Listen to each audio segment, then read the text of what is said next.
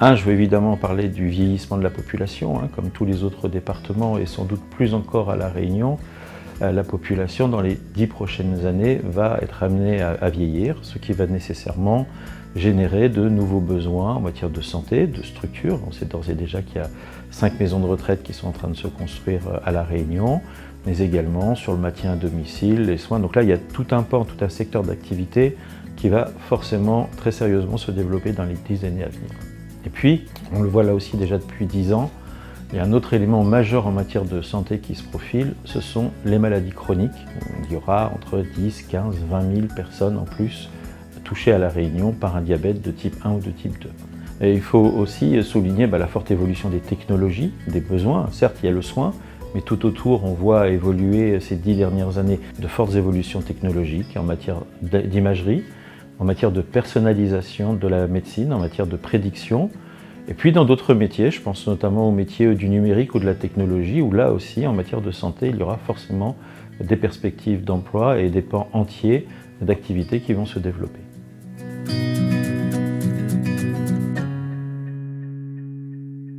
En 10 ans, nous avons été amenés à recruter plus de 350 personnes parce que entre Gabriel Martin et le centre hospitalier Ouest Réunion qui a ouvert en mars 2019, l'établissement s'est considérablement consolidé et nous sommes déjà sur un projet d'extension de 60 lits supplémentaires, de doublement du plateau ambulatoire. Nous avons également un projet de doublement des postes de dialyse et tout ça à l'horizon de 2-3 ans. Et nous sommes même déjà en train de réfléchir au Short 3. C'est-à-dire que là, les perspectives à 10 ans sont extrêmement importantes.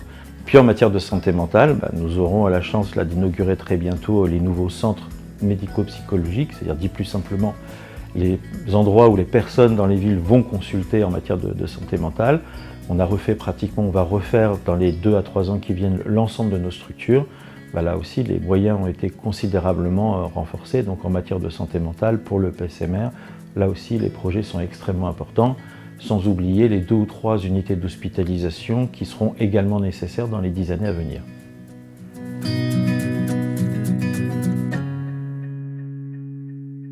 Comme l'année précédente, on y participe avec beaucoup d'enthousiasme, d'abord parce qu'on est très fiers de présenter nos projets, nos activités. On a la chance d'avoir 2 très beaux hôpitaux, et puis de faire jouer également l'attractivité, puisque nous avons encore de belles perspectives de recrutement dans les années à venir. Donc l'idée est d'attirer les meilleurs professionnels dans nos établissements, qu'ils soient infirmiers, aides-soignants, tous les métiers du plateau technique, laboratoire, imagerie, et puis tous les métiers en matière de logistique, de technologie ou de services techniques.